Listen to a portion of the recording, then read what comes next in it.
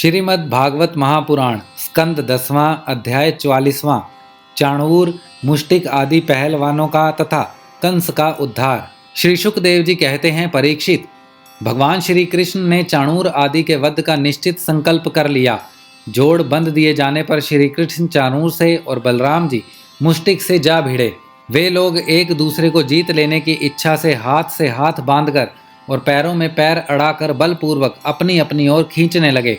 वे पंजों से पंजे, घुटनों से घुटने, माथे से माथा और छाती से छाती भिड़ाकर एक दूसरे पर चोट करने लगे।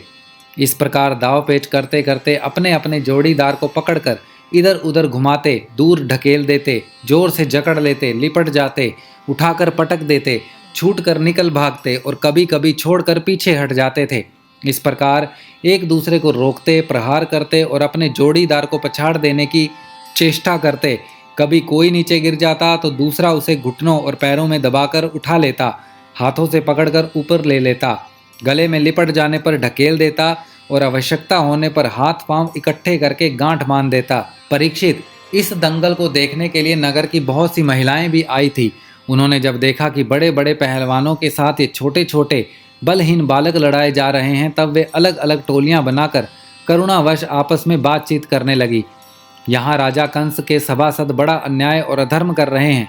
कितने खेद की बात है कि राजा के सामने ही ये बली पहलवानों और निर्भर बालकों का युद्ध का अनुमोदन करते हैं। बहन देखो, इन पहलवानों का एक एक अंग वज्र के समान कठोर है। ये देखने में बड़े भारी पर्वत से मालूम होते हैं, परंतु श्री कृष्ण और बलराम अभी जवान भी नहीं हुए हैं। इनकी किशोर अवस्था है। इनका एक एक अंग अत्यंत सुकुमार है। कहाँ ये और कहाँ वे। जितने लोग यहाँ इकट्ठा हुए हैं देख रहे हैं, उन्हें अवश्य अवश्य धर्मोल्लंघन का पाप लगेगा। सखी, हमें भी यहाँ से चल देना चाहिए। जहाँ अधर्म की प्रधानता हो वहाँ कभी ना रहें। यही शास्त्र का नियम है। देखो, शास्त्र कहता है कि बुद्धिमान पुरुष को सभासदों के दोषों को जानते हुए सभा में जाना ठीक नहीं है, क्योंकि वहाँ जाकर उन अवगुणों को कहना, चुप रह जाना अथवा मैं नहीं जानता ऐसा कह देना, ये तीनों ही बातें मनुष्य को दोषभाषी बनाती हैं। देखो, श्री कृष्ण शत्रु के चारों ओर पैंतरा बदल रहे हैं। उनके मुख पर पसीने की बूंदें ठीक वैसे ही शोभा दे रही हैं जैसे कमल कोश पर जल की बूंदें। सखियों, क्या तुम नहीं देख रही हो कि बलराम जी का मुख मुष्टि के प्रति क्रोध के कारण कुछ कुछ लाल लोचनों से युक्त हो रहा है? फिर भी हास्य का अनिरुद्ध आवेग कितना सुंदर लग रहा है। सखी, सच पूछो तो ब्रज भूमि की परम पवित्र और धन्य है, क्योंकि वहाँ ये पुरुषोत्तम मनुष्य के वेश में छिप कर रहते हैं। स्वयं भगवान शंकर और लक्ष्मी जी जिनके चरणों की पूजा करती हैं, वे ही प्रभु वहाँ रंग बिरंगे जंगली पुष्पों की माला धारण कर लेते हैं तथा बलराम जी के साथ बांसुरी बजाते, गौवें चराते और तरह तरह के खेल खेलते हुए आनंद से विचरते हैं।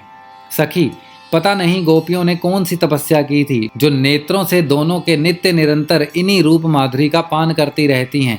इनका रूप क्या है, लावण्य का सार। संसार में या उससे परे किसी का भी रूप इनके रूप के समान नहीं है। फिर बढ़कर होने की तो बात ही क्या है। सो भी किसी के संवारने सजारने से नहीं, गहने कपड़े से भी नहीं, बल्कि स्वयं सिद्ध है।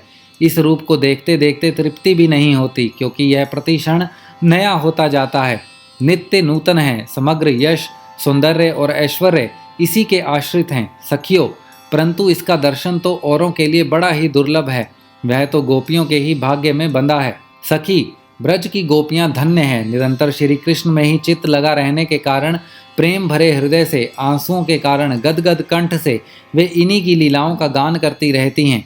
वे दूध दूहते, दही मथते, धान कूटते, घर लीपते, बालकों को झूला झुलाते, रोते हुए बालकों को चुप कराते, उन्हें नहलाते धुलाते, घरों को झाड़ते बुहारते, कहाँ तक कहें, सारे कामकाज करते समय श्री कृष्ण के गुणों के गान में ही मस्त रहती हैं। ये श्री कृष्ण जब प्रातःकाल गौओं को चराने के लिए ब्रज से वन में जाते हैं और सायंकाल उन्हें लेकर ब्रज में लौटते हैं, तब बड़े मधुर स्वर से बांसुरी बजाते हैं। उनकी टेर सुनकर गोपियाँ घर का सारा कामकाज छोड़कर झटपट रास्ते में दौड़ आती हैं और श्री कृष्ण का मंद मंद मुस्कान एवं दया भरी चितवन से युक्त मुख कमल निहार निहार कर निहाल होती हैं। सचमुच गोपियां ही परम पुण्यवती हैं। भरत वंश शिरोमणे, जिस समय पूर्ववासिनी स्त्रियां इस प्रकार बातें कर रही थी, उसी समय योगेश्वर भगवान श्री कृष्ण ने मन ही मन शत्रु को मार डालने का निश्चय किया। स्त्रियों की ये भयपूर्ण बातें माता पिता देवकी वासुदेव भी सुन रहे थे। वे पुत्र स्नेहवश शोक से विहल हो गए। उनके हृदय में बड़ी जलन, बड़ी पीड़ा होने लगी, क्योंकि वे अपने पुत्र को बलवीर को नहीं जानते थे। भगवान श्री कृष्ण और उनसे भिड़ने वाला चाणूर दोनों ही भिन्न भिन्न प्रकार के दाव पेचों का प्रयोग करते हुए परस्पर जिस प्रकार लड़ रहे थे, वैसे ही बलराम जी और मुष्टिक भी भिड़े हुए थे। भगवान के अंग प्रत्यंग वज्र से भी कठोर हो रहे थे। उनकी रगड़ से चाणूर की रग रग ढीली पड़ गई। बार बार उसे ऐसा मालूम हो रहा था मानो उसके शरीर के सारे बंधन टूट रहे हैं। उसे बड़ी गलानी, बड़ी व्यथा हुई।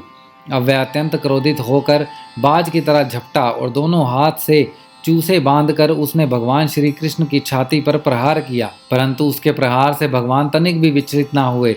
जैसे फूलों के गजरे की मार से गजराज, उन्होंने चाणूर की दोनों भुजाएं पकड़ ली और उसे अंतरिक्ष में बड़े वेग से कई बार घुमाकर धरती पर दे मारा।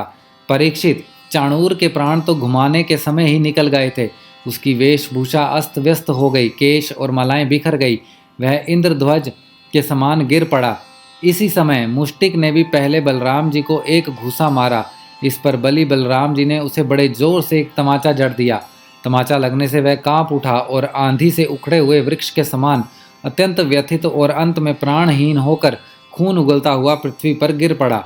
हे राजन, इसके बाद योद्धाओं में श्रेष्ठ भगवान बलराम जी ने अपने सामने आते ही कूट नामक पहलवान को खेल खेल में ही बाएं हाथ के घूसे से उपेक्षा पूर्वक मार डाला। उसी समय भगवान श्री कृष्ण ने पैर की ठोकर से शल का सिर धड़ से अलग कर दिया और तौशल को तिनके की तरह चीर कर दो टुकड़े कर दिया। इस प्रकार दोनों धराशायी हो गए। जब चाणूर, मुष्टिक, कूट, शल और तौशल ये पांचों पहलवान मर चुके, तब जो बच रहे थे वे अपने प्राण बचाने के लिए स्वयं वहां से भाग खड़े हुए। उनके भाग जाने पर भगवान श्री कृष्ण और बलराम जी अपने समवयस्क ग्वाल बालों को खींच खींच कर उनके साथ भिड़ने और नाच नचाकर बेरी ध्वनि के साथ अपने नुपुरों की झनकार को मिलाकर मल्ल क्रीड़ा, कुश्ती का खेल करने लगे। भगवान श्री कृष्ण और बलराम जी की इस अद्भुत लीला को देखकर सभी दर्शकों को बड़ा आनंद हुआ। श्रेष्ठ ब्राह्मण और साधु पुरुष धन्य है, इस प्रकार कहकर प्रशंसा करने लगे। परंतु कंस को इससे बड़ा दुख हुआ और वह और भी चिढ़ गया। जब उसके प्रधान पहलवान मार डाले गए और बचे हुए सब के सब भाग गए, तब भोजराज कंस ने अपने बाजे गाजे बंद करा दिए और अपने सेवकों को यह आज्ञा दी, अरे वासुदेव के इन दुष्चरित्र लड़कों को नगर से बाहर निकाल दो, गोपों का सारा धन छीन लो और दुर्बुद्धि नंद को कैद कर लो। वासुदेव भी बड़ा कुबुद्धि और दुष्ट है, उसे शीघ्र मार डालो। और उग्रसेन मेरे पिता होने पर भी अपने अनुयायियों के साथ शत्रुता से मिला हुआ है, इसीलिए उसे भी जीता मत छोड़ो। कंस इस प्रकार बढ़ बढ़कर बकवाद कर रहा था। अविनाशी श्री कृष्ण कुपित होकर फुर्ती से वेग पूर्व उछलकर लीला से ही उसके ऊंचे मंच पर जा चढ़े। जब मनस्वी कंस ने देखा कि मेरे मृत्यु रूप भगवान श्री कृष्ण सामने आ गए, तब वह सहसा अपने सिंहासन से उठ खड़ा हुआ और हाथों में ढाल और तलवार उठा ली। हाथ में तलवार लेकर वह चोट करने का अवसर ढूंढता और पैंतरा बदलने लगा। आकाश में उड़ते हुए बाज के समान वह कभी दाईं ओर जाता तो कभी बाईं ओर। परंतु भगवान का प्रचंड तेज अत्यंत दुस्सह है। जैसे गरुड़ सांप को पकड़ लेते हैं, वैसे ही भगवान ने बलपूर्वक उसे पकड़ लिया। इसी समय कंस का मुकुट गिर गया और भगवान ने उसे उसके केश पकड़कर उसे भी ऊंचे मंच से रंगभूमि में गिरा दिया। फिर परम स्वतंत्र और सारे विश्व के आश्रय भगवान श्री कृष्ण उसके ऊपर स्वयं कूद पड़े। उनके कूदते ही कंस की मृत्यु हो गई। सबके देखते देखते भगवान श्री कृष्ण कंस की लाश को धरती पर उसी प्रकार घसीटने लगे जैसे सिंह हाथी को घसीटे। नरेंद्र, उस समय सबके मुख से हाय हाय की बड़ी ऊंची आवाज सुनाई पड़ी। कंस नित्य निरंतर बड़ी घबराहट के साथ श्री कृष्ण का ही चिंतन करता रहता था। वह खाते पीते, सोते, चलते, बोलते और सांस लेते सब समय अपने सामने चक्र हाथ में लिए भगवान श्री कृष्ण को ही देखता रहता था। इस नित्य चिंतन के फल स्वरूप वह चाहे द्वेष भाव से ही क्यों न किया गया हो, उसे भगवान ने उसी रूप की प्राप्ति हुई, सारूप्य मुक्ति हुई, जिनकी प्राप्ति बड़े बड़े तपस्वी योगियों के लिए भी कठिन है। कंस के कंक और न्यघ्रोध आदि 8 छोटे भाई थे। वे अपने बड़े भाई से बदला लेने के लिए क्रोध से आग बूला होकर भगवान श्री कृष्ण और बलराम की ओर दौड़े। जब भगवान बलराम जी ने देखा कि वे बड़े वेग से युद्ध के लिए तैयार होकर दौड़े आ रहे हैं, तब उन्होंने परीद उठाकर उसे वैसे ही मार डाला जैसे सिंह पशुओं को मार डालता है। उस समय आकाश में दुदुम्बियां बजने लगी। भगवान के विभूति स्वरूप ब्रह्मा, शंकर आदि देवता बड़े आनंद से पुष्पों की वर्षा करते हुए उनकी स्तुति करने लगे। अप्सराएं नाचने लगी। महाराज, कंस और उसके भाइयों की स्त्रियां अपने आत्मीय स्वजनों की मृत्यु से अत्यंत दुखी हुई। वे अपना सिर पीटती हुई आंखों में आंसू भरे वहां आई। वीर शैया पर सोए हुए अपने पतियों से लिपटकर वे शोकग्रस्त हो गई और बार बार आंसू बहाती हुई ऊंचे स्वर से विलाप करने लगी। हा नाथ, हे प्यारे, हे धर्मज्ञ, हे करुणामय, हे अनाथ वत्सल, आपकी मृत्यु से हम सब की मृत्यु हो गई। आज हमारे घर उजड़ गए, हमारी संतान अनाथ हो गई। पुरुष श्रेष्ठ, इस पुरी में आप ही स्वामी थे। आपके वीरे से इसके उत्सव समाप्त हो गए और मंगल चिन्ह उतर गए। यह हमारी ही भांति विधवा होकर शोभाहीन हो गई। स्वामी, अपने निरपराध प्राणियों के साथ घोर द्रोह किया था, अन्याय किया था, इसी से आपकी यह गति हुई। सच है, जो जगत के जीवों का द्रोह करता है उसका अहित करता है, ऐसा कौन पुरुष शांति पा सकता है। ये भगवान श्री कृष्ण जगत के समस्त प्राणियों की उत्पत्ति और प्रलय के आधार हैं, यही रक्षक भी हैं। जो इनका बुरा चाहता है, इनका तिरस्कार करता है, वह कभी सुखी नहीं हो सकता। श्री शुकदेव जी कहते हैं, परीक्षित, भगवान श्री कृष्ण ही सारे संसार के जीवन दाता। उन्होंने रानियों को ढाढ़स बंधाया, सांत्वना दी, फिर लोक रीति के अनुसार मरने वालों का जैसा क्रियाक्रम होता है वह सब करवाया।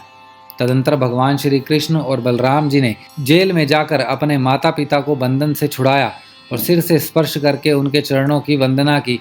किंतु अपने पुत्रों के प्रणाम करने पर भी देवकी और वासुदेव ने उन्हें जगदीश्वर समझकर अपने हृदय से नहीं लगाया।